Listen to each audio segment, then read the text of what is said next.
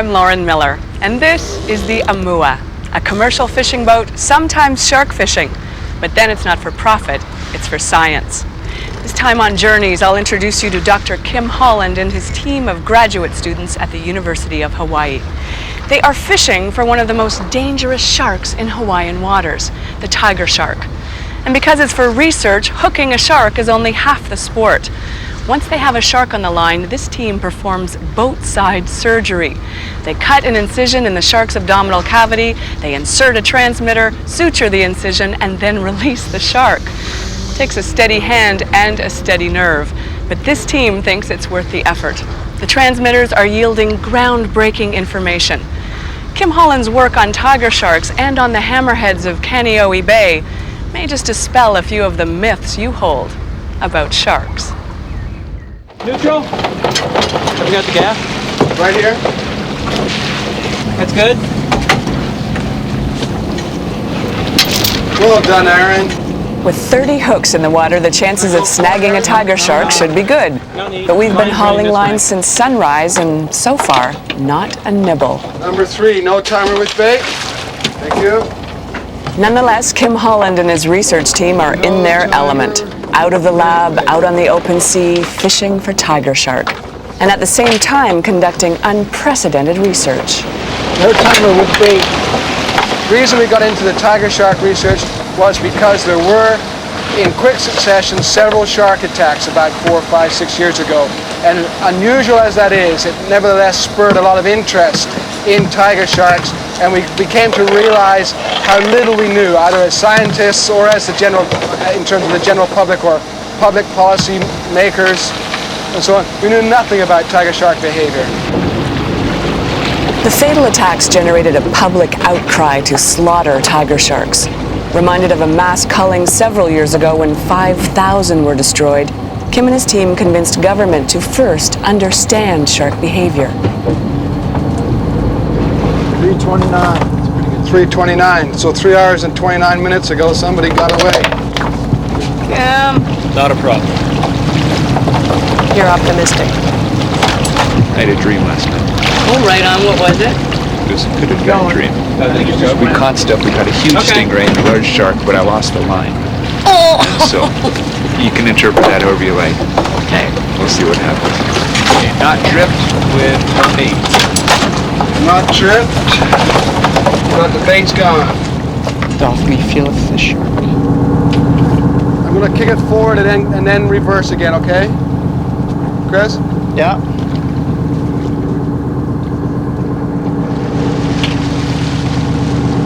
We want to know, as far as whether it has bait or not, whether or not there are sharks here that are stealing the bait and we're simply not catching them because they're missing the hook, or whether or not because the baits aren't even touched, there's just nobody home that night.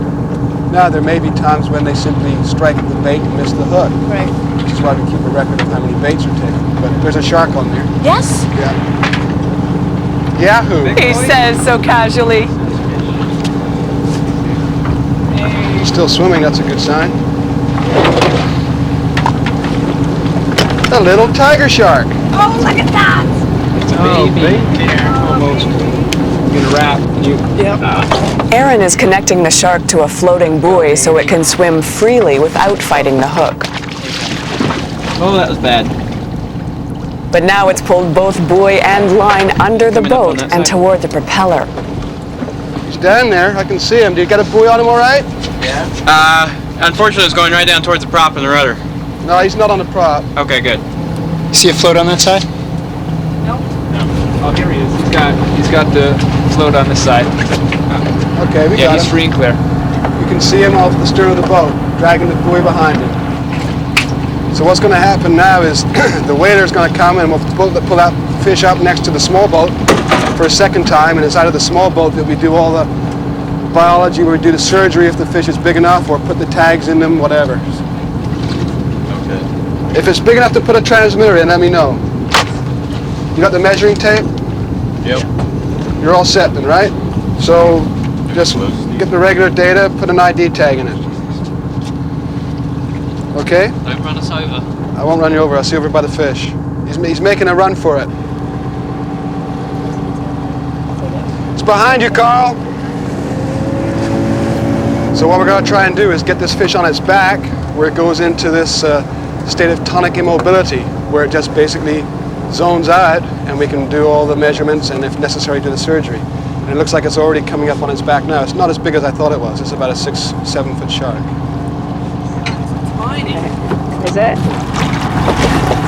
These ones can turn back and get you.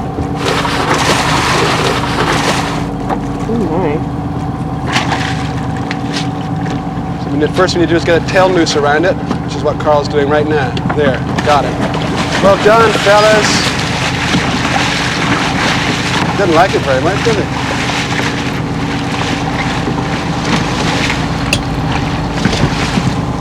Is that an ID tagging him already, or just a parasite on it? Okay.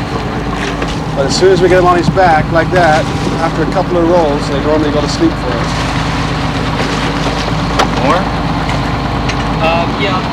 Just like that. Well, maybe not.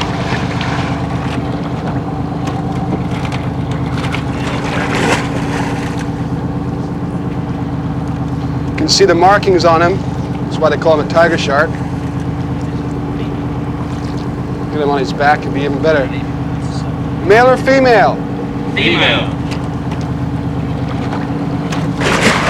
Pre-caudal, 132. 132. Fork length, 147. 147. Total length, 183. 183. 6 feet. So it's about a 6-footer, huh? Okay, well that's much too small for a transmitter, so we'll just put an ID tag in her and let her go on her way. An identification tag is driven under the shark's sandpapery skin with a barbed screwdriver-like device. And much to the shark's dismay, I get the honors as initiation to open ocean fieldwork. I'm sorry. Well, that's okay. If we don't get a big one, we're already ahead of the game. Is it in? Yeah, that's it. Well done. We're interested in how often sharks come back to the same place. Now we're doing that with transmitters, but also if you just put simple ID tags on, if we catch that shark again, we can see, oh, this is shark number 94. We caught this fish originally so many months ago, and we see it's grown 7 centimeters or whatever in that time. Then we're some of the first people to get growth rates on some of these open ocean sharks as well. So for all of these reasons, we try not to throw any possible piece of data away. So ID tags are a major part of the component of the research. And has it been useful? You do in fact very see much these so. tag Yeah, sharks we've again. caught one shark 5 times. So this again is a measure of how strong the attachment of the sharks is to a certain place. A large percentage do come back to the same place sooner or later. Wow, that's great. Super. Had this shark been bigger, a transmitter would have been surgically implanted in its abdomen. So far, the team has tracked more than 100 sharks through these waters using the transmitters, making this study unparalleled, revealing unique information about tiger shark behavior. Okay, we got one more set. Maybe we got a big fish. We know that we're doing stuff that other people haven't done, and we've got a really good scientific project. And so when we're out there, it's really good. When you're actually doing your science with your gang, you know, and you're catching fish, and you're putting transmitters on, and you're tracking fish, and you're seeing behaviors that nobody's ever seen before. That's really good, really reinforcing. Who's getting wet today? We need 2 guys in the water. So who's going to go in? Aaron and Steve? Brad. Now we're going to go and see if we can retrieve the data loggers on the ocean floor. We have 2 of them that are listening for the sharks that are big enough to have transmitters inside them come back. And when they come back within range of the data logger, when the pinger is within range, it's inside of them, then that data logger stores that information to memory. So it says shark number 73, 3 o'clock in the morning, Wednesday the 17th. Right. And then it says it's here, it's here, it's here, it's here, it's here for however long it's within range until it goes away again. So every 2 or 3 weeks we dive down, retrieve the data loggers, and see who's been around in the 3 weeks since we last did that. Oh, so that's what we're going to do now. Okay. As we prepare to retrieve the data logger, we speculate whether we'll actually see the sharks that are carrying transmitters. Of the 118 sharks caught so far, 12 transmitters are still active. 12 tiger sharks that unpredictably return to this very spot. Lauren, are you ready? We're on it.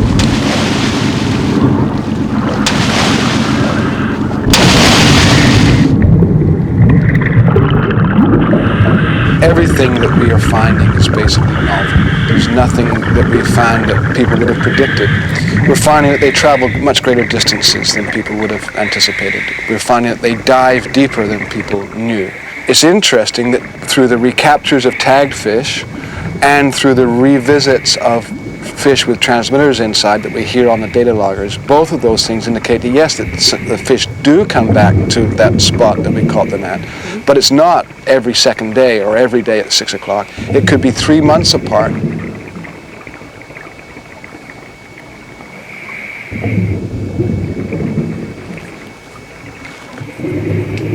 Well, it seems though these animals do have what biologists call a home range, but the size of that range is very big and they don't patrol it on a daily basis. All of those things, nobody knew that before.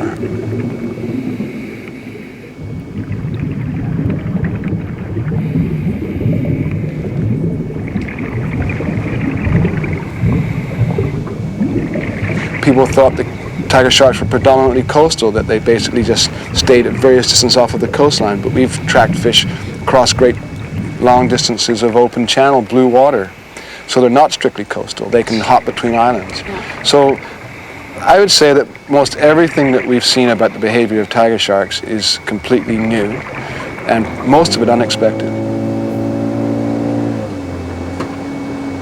We are finding in our catch rate over the last 3 years that we get quite strong swings, peaks and valleys of how many sharks we catch per night. That 30 years ago culling program, one of the pieces of evidence they used for its success was that their catch rate went down. Not as many sharks to catch, therefore we're being effective. But we can now demonstrate that you can have that phenomenon without killing a single shark. There you go. From those observations and from the data loggers' findings, Kim's study reveals a tiger shark slaughter would be extreme and futile, that they roam great distances for unpredictable lengths of time, and that almost half the sharks studied don't have a set home range, makes it impossible to target a specific culprit. Tiger shark eradication would simply lull the public into a false sense of security. Okay, guys. Okay, so we got one more basket of line. We're going to set it right here in about 16 fathoms of water. Catching the baby shark as heightened anticipation will have even greater success tomorrow. Kim and his team want as many transmitters inside tiger sharks as possible to broaden the study's database. So we're setting bait for lucky number 13. Maybe tomorrow. Well done, fellas. Well done.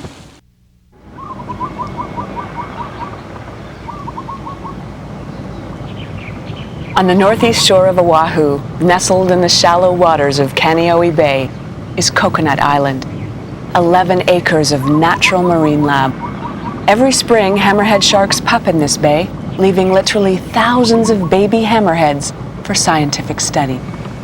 If you understand how the parts work, then you can determine which parts are most vulnerable. If you know the way energy flows through an ecosystem, if you know how important sharks are to a certain part of the workings of the environment, how many, at the minimum, should there be left if all hell was to break loose? Oh yeah, cool. Yeah, right there, leave it right there. As soon as you get a chance to follow an animal around in its natural environment, you see things about it, you become aware of its capabilities that you'd never have any conception of before. They're not some overly cerebral dolphin. Who has to think about it? Exactly. Oh yeah, that was perfect, Chris. I think both, I know I can speak for myself and I think for my students that we still all have that, oh wow, sort of perspective about biology. And as soon as you see a shark dive to 1,000 feet, or you catch the same shark 7 months after the first time you let it go, or this is the 7th time we've caught this fish. I mean, you can just see the data building. So, how long have you had these in captivity, Chris? Had these for 2.5 years. You can see just how fast they can make that pivot. Yes. Basically, their body follows their head. Oh, another one. After all, okay, here comes Minnie. Coconut Island is a virtual paradise for shark biologists, with natural shark pens surrounded by thousands of live specimens. Each student in Kim's lab is asking basic yet unique questions about sharks and their impact on the environment. And each project is separate, yet interrelated as the team searches for answers to basic shark ecology. One of the major things that I appreciate about the hammerhead shark work is that we have the ability to look at the physiology and behavior and energetics of a very interesting animal. If we can then take that research and say, well, and by the way, it has this real-world application in the fairly short term, then so much the better. And one of the things that we can say about this stuff in the short term is that we know that in shallow lagoons like this one, they are the major top carnivore. Therefore, they probably are very important in dictating the lower part of the ecosystem. They must take a lot of the energy from that bay and translate it either into tissue or into energy. And so they're important in understanding coastal ecosystems. Yeah, I don't think we have any sharks on this end. Oh, we do. We have a shark. We have a shark. We have the wrong one, don't We we? don't want the black tip. Right. All right, we have to So- encourage him to leave. So what you need to do, Say please or what? take this end here. Open that up a little bit. Okay. You don't speak shark?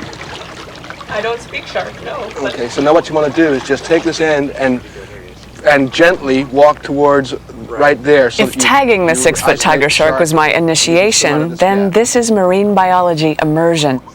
Canadian researcher This is the one we Steve don't Kajura is corralling hammerheads for his study. However, our task at the moment is to usher this black tip out of the pen before escorting the hammerhead in.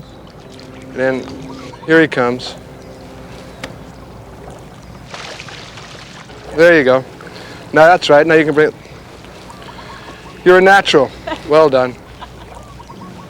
You know, Steve doesn't have as many fingers as he used to have. Yeah, I did notice that. But they're not dangerous.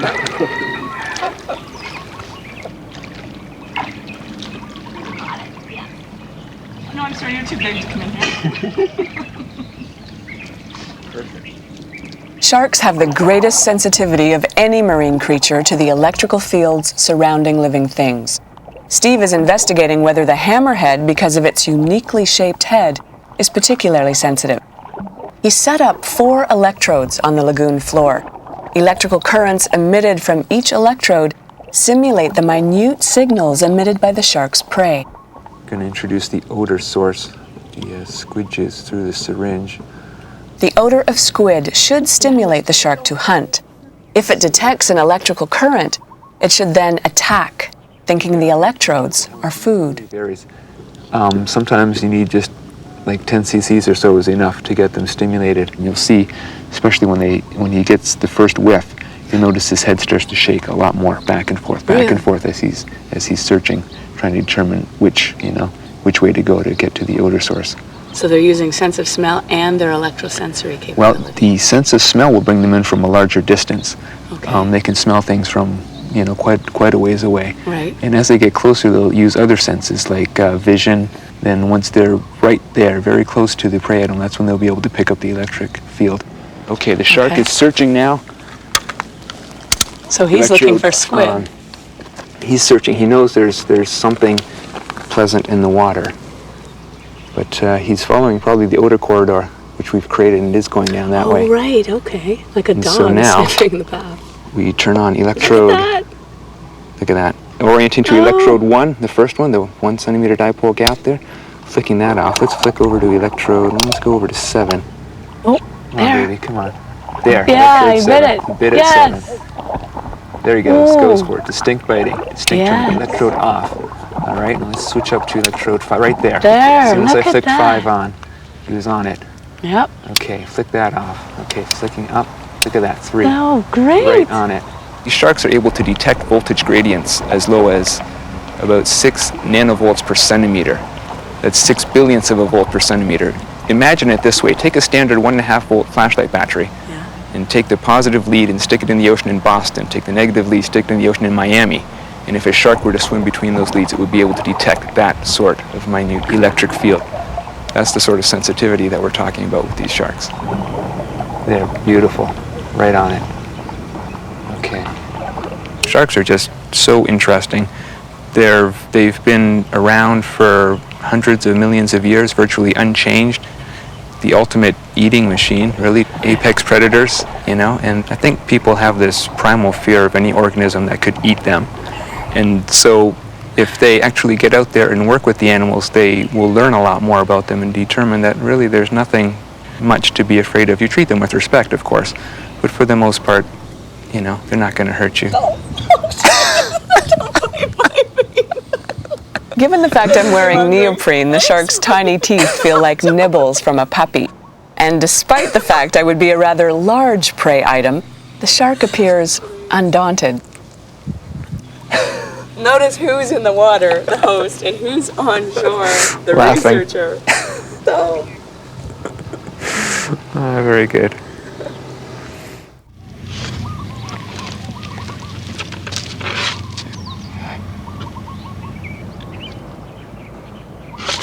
Oh, 6:27.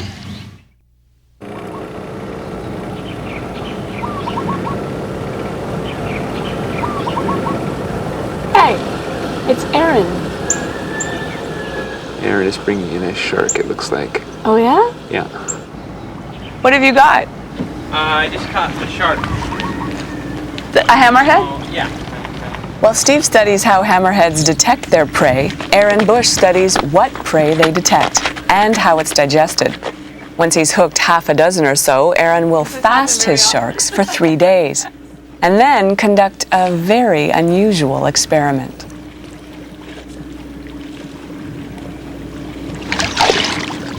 Now, 3 days later, the sharks' stomachs are empty and they're ready for the study. They're measured, then weighed to calculate how much food Aaron will feed them in his gastric evacuation experiment. Weighing a hammerhead, even a baby, is not as easy as it sounds. The trick is to get him to hold still. Here. Wow. Ah. They are strong. That's remarkable. They're so tiny.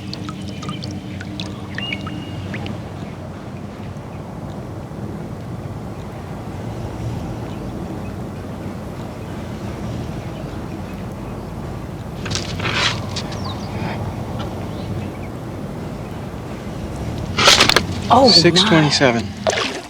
And now, 5 hours later, the shark has been fed and is ready for the examination of its stomach contents. So what's in that water? Well, I'm going to put him under general anesthesia so it can be completely knocked out. And if you left them in this, it would euthanize them, it would kill them. He's about there. In fact, in most digestion studies, the sharks are killed, dissected, and their stomach contents examined. Instead, Aaron takes advantage of a shark's basic physiology and pulls digested food and the stomach out its mouth. And they can survive out of the water. Well, yeah, for a short period of time. Oh, God. Short term. And you say that they do this naturally when they regurgitate anyway. Right, yeah, it's just how they regurgitate food. They just flip their stomach inside out. Oh, my God. So, of course, it's not the same as if, I reached down my throat and pulled out my stomach and would suffer massive internal damage.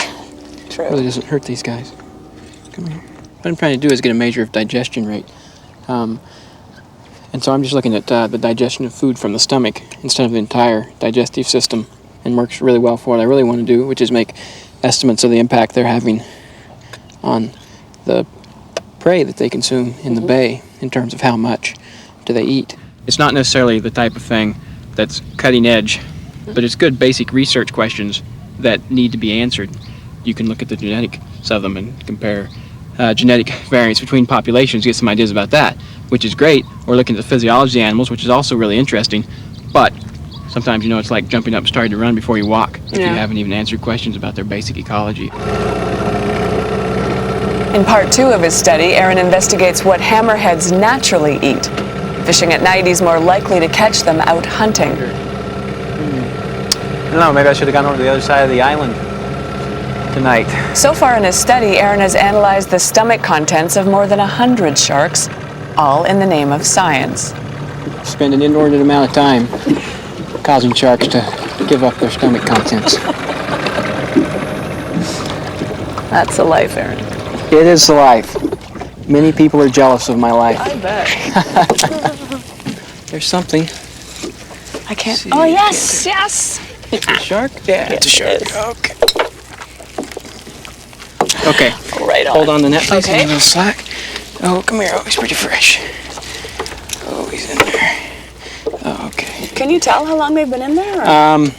No, only relatively. Yeah. If they're really fresh, he's fairly fresh, I think. Okay, now let's put him in the tank. All right. He'll almost certainly swim. Yeah, he's fine. Okay, let's finish pulling up the net. So you were also recording the time that you haul the net in? Yes. And why is that? So I can check and see if there's any difference in stomach content fullness, how much food they have in their stomach on a daily basis, on a 24-hour basis. Okay. So you can get an idea of if they're feeding more at night, feeding more in the evening, in the morning, or something like that. Okay. The common wisdom always has been that sharks feed more at night, and of course that seems to be supported by a lot of telemetry that's been done on sharks that shows that a lot of sharks have a higher activity rate at night. So can you tell if they get stressed out from a lot of handling, or? It's undoubtedly a stressful experience for them. Yeah. But once you anesthetize them, then they're really not in a state of stress anymore. So. Looks fine. Actually, can you go ahead and hold him upside down like that in the water for me just a little bit? Just move him back and forth real slow, yeah.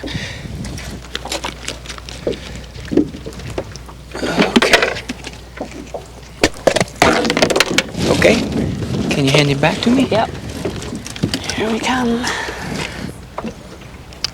Okay. Let's see what he's got now. Oh, God. Okay.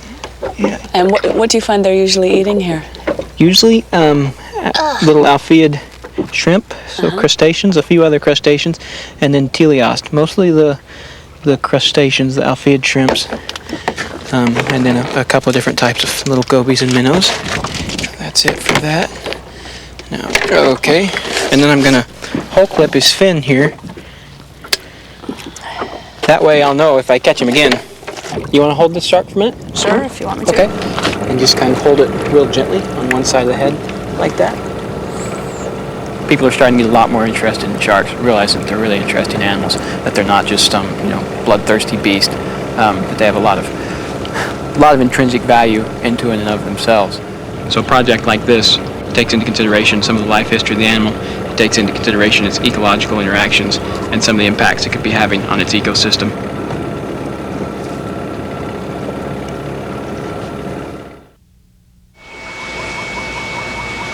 The primitive, primordial, last frontier of wildness for many people. We've tamed the terrestrial environment. Sharks are one of the last common places where you can find this wildness. Yeah. Sharks don't make any noise. You can't hear them coming as you can hear things on land. We're so used to be able to hear things. And we're adapted to be able to jump and climb and things which you can't do in water.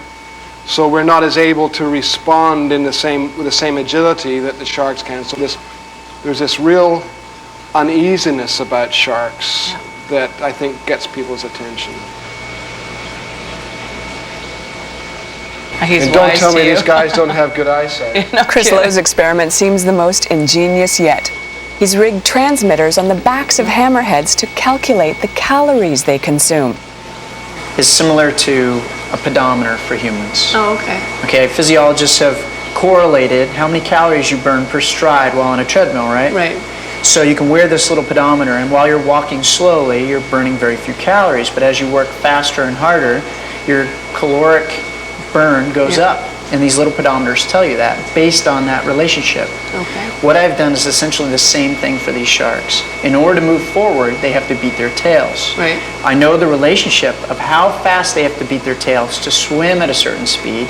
And because that requires muscle activity, I know how many calories they're burning while beating their tails at a certain rate. Right. So what this package is essentially is a calorie counter for sharks. Every time the fish beats its tail, that transmitter sends a ping. Okay. And by following these fish with a similar package around out in the open ocean where they normally would be, we can figure out how many tail beats it takes to drive a hammerhead shark pup around for a day. Okay. So then we can get at this thing about how much energy does it use in a day in the life of a hammerhead shark pup. Right. And that's how we're trying to integrate the whole thing into the energy budget of a top carnivore population in Kāneʻohe Bay. Yeah. Okay, Chris, let's see if we can move on to phase 2. Here you go. Start wrangling. You might get a little wet here. Right on. Oh, jeez.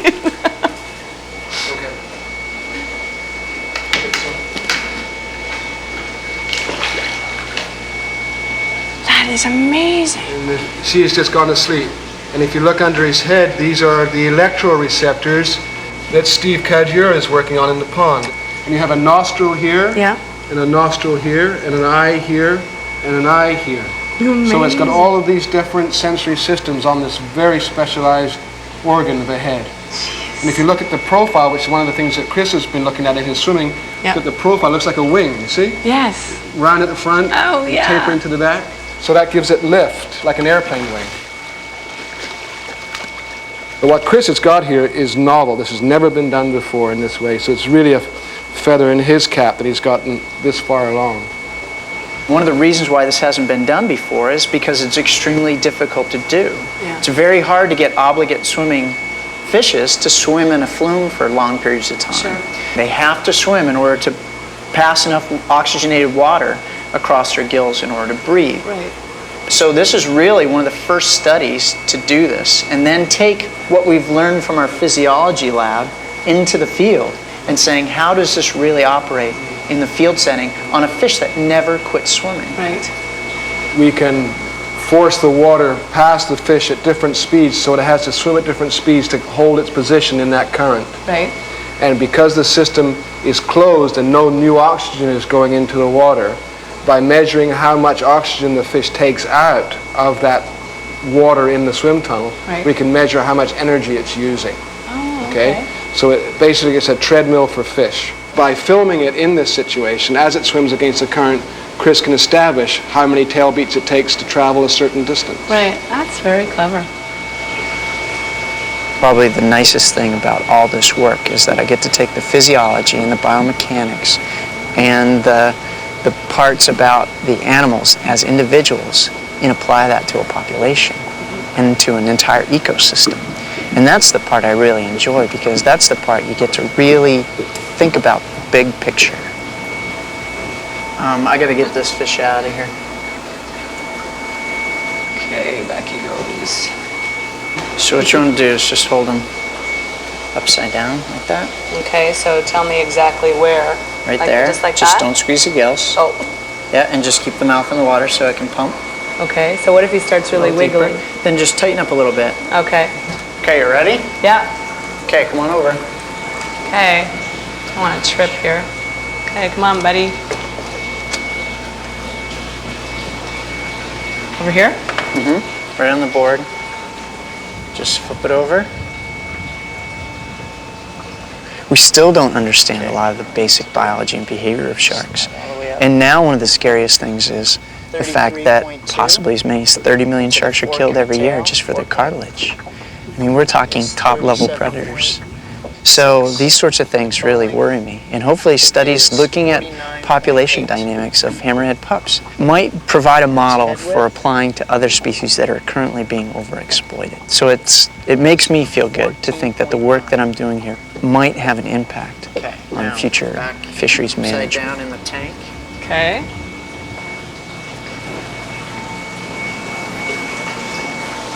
Okay, now if you can just lift it up and tilt it to the side so I can get at those staples. Like that? Wow, I'm amazed at how it feels. It's not really fishy. No, they have very rough skin. So you gotta remember, their scales are actually teeth. Right. Their scales are extensions of their jaw. So by having scales like that, okay, now we need to flip to do the other side. It not only provides a really smooth hydrodynamic surface for water to flow over, but it also provides a lot of protection. So you can imagine how hard these teeth scales are. Right. If you try stabbing them. Wow, he's strong. Yeah. When we work with larger sharks, like the tiger sharks,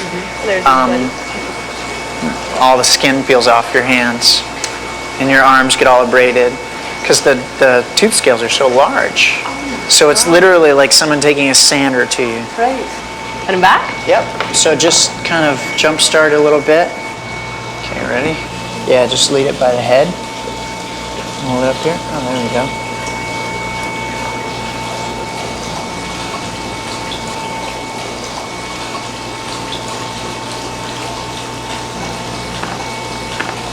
Come on. But why sharks? What is it about sharks? I've always wanted to do this. Yeah? Oh yeah, I mean, this is something I've always wanted to do since I was a kid.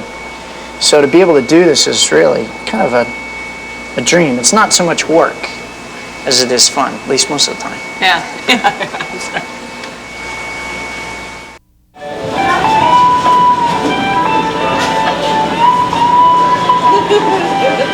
Yeah, 956. The other one, 4875. 1187. You want the head? No. 4875. Brad is our main tiger shark man. He's paid to take care of the tiger shark program, taking care of the boat and setting the lines and getting the bait for us. Anyway, they have all these heads: marlin and tuna, skipjack, ahi, baku, swordfish sometimes.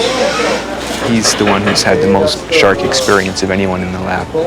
And so he's the one that we turn to for tiger shark advice. Brad Weatherby has handled hundreds of sharks from Florida to Tasmania to Hawaii. It was he and Chris who convinced Kim to initiate the tiger shark study. As a biologist, he felt he had a responsibility. Why did you feel like you had an obligation? Well, instead of just going out and killing sharks, and just like the shotgun approach, just kill as many as we can, which has proved not to be very effective, because you've killed a lot of sharks, you still have shark attacks, and they don't know anything about what the sharks are doing and what they're doing to the population. They're easily overfished and vulnerable to exploitation, so they deserve some special consideration in a way, and they don't get much attention because there isn't a lot of commercial importance on them until recently, and that usually doesn't last very long because they're overfished so quickly. So I guess they have a lot of enemies, so they need some supporters. Oh, it's big! It's huge! Woo! Get a buoy, Steve. While everyone has their individual research, this is where it all comes together for Kim's lab. Back on the open ocean, tiger shark fishing. It's a monster! That's pretty big. Oh, man. Okay, fellas, It's going down, it's going down, it's going down. It's very big. Don't lose him, Aaron. Tighten it up, tighten it up. It's been fighting the hook for 10 hours, yet still has tremendous energy to dive straight down. The more it fights, the more likely the hook could be pulled out, freeing the shark. Look out! Chris? Yep. The shark timer Go. is 11:53. Got it. Okay, this time let's do it then. Just have a tendency to get away sometimes. There. All right. Okay, walk around. Just throw it out there. It's way out to the side. Where is it? Okay, now you're okay. The team manages to relieve the strain on the hook by attaching the line to a floating buoy. But now the lines are tangled under the boat. No, go back! No. Go back, Chris. Go ahead and go back. You'll come off of it. It's clear. That's a big shark. How big do you think it is, Carl? Man, that's a monster. How's it hooked? Right in the corner of the jaw. It's got some cuts on it. Carl hauls the buoy into the whaler to now secure the shark for boat side surgery. All right, we're gonna come over there. It's hooked all right. Carl, put a tail rope on it. It's a big shark. Big enough for a transmitter. Is there a transmitter in the whaler box? All right, well, I guess we're all set. Probably start swimming once it feels it's a little free.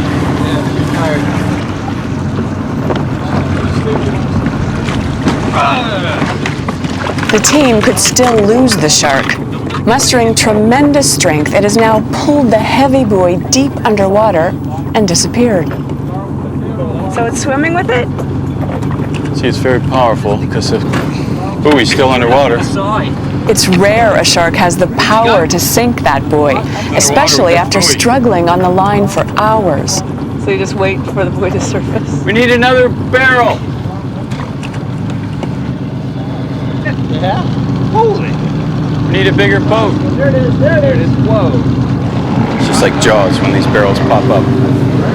Exhausted, the shark can't muscle the buoy very far and gives up for the moment. It must have wrapped itself pretty good to...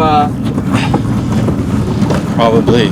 It's swimming now a little, so it's not going to be as cooperative. Can you go forward a little?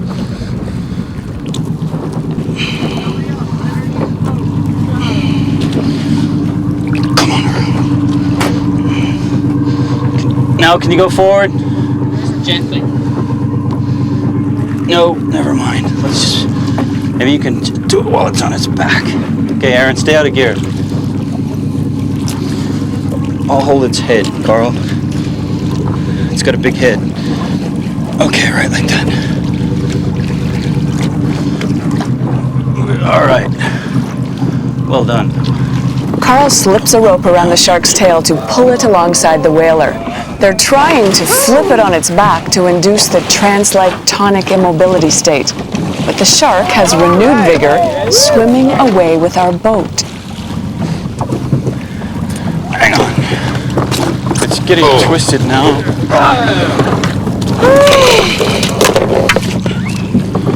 All right. Be able to pull it straight.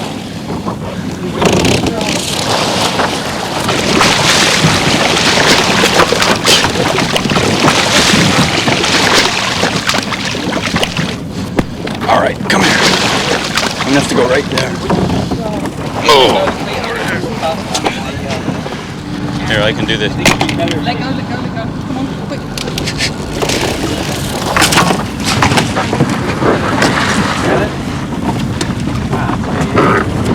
All right, come here. I'm gonna have to go right there.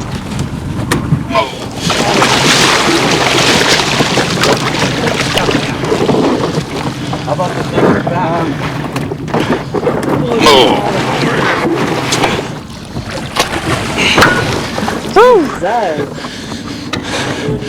It's like the one that hit me on the head. Still got a little play in the line. I think that's why it's... Can you take up some slack? Watch it, watch it, watch it. Hook, hook. Aaron, grab the vectoral fence and calm her down. Okay.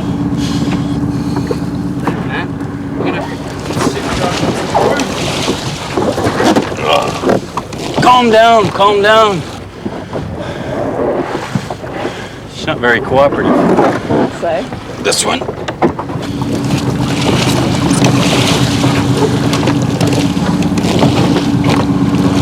These target sharks are pretty tough. I think they go through some different parts of their life when they can take a pretty good beating. So what we do probably isn't very traumatic.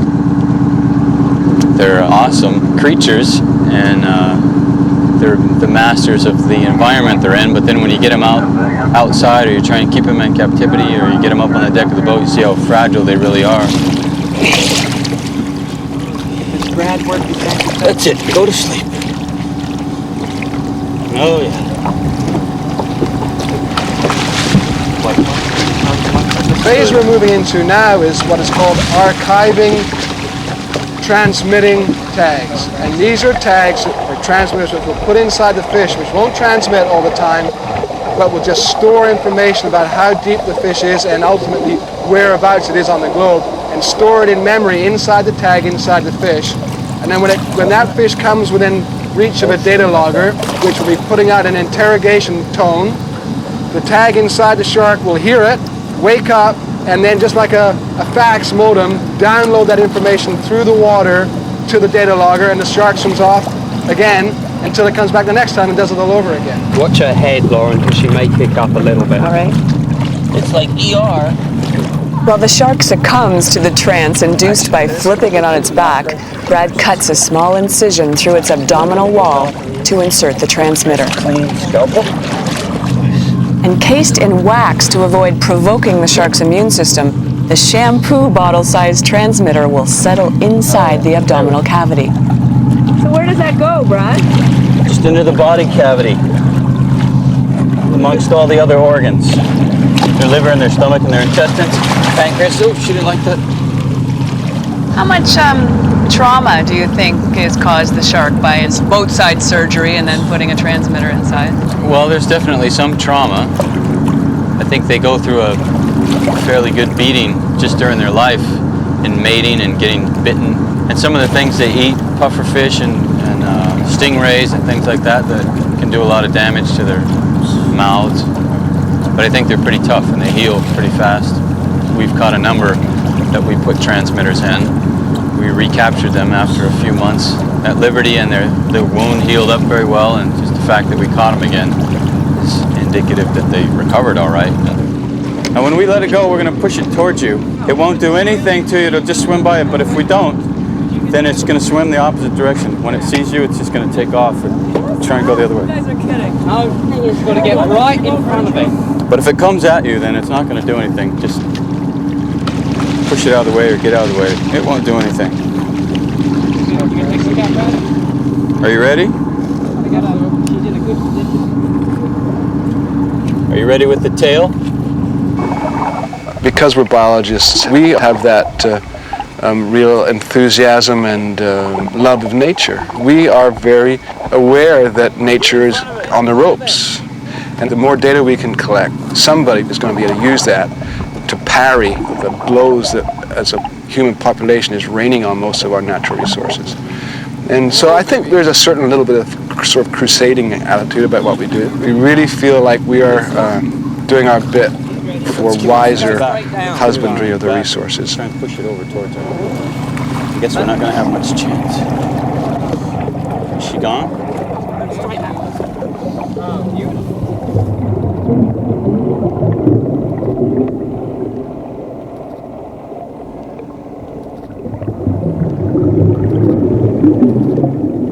Good job, fellas.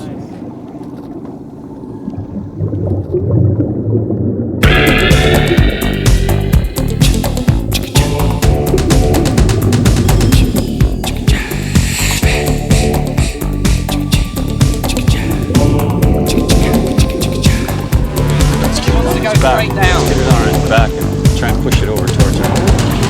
Guess we're not going to have much chance. Is she gone?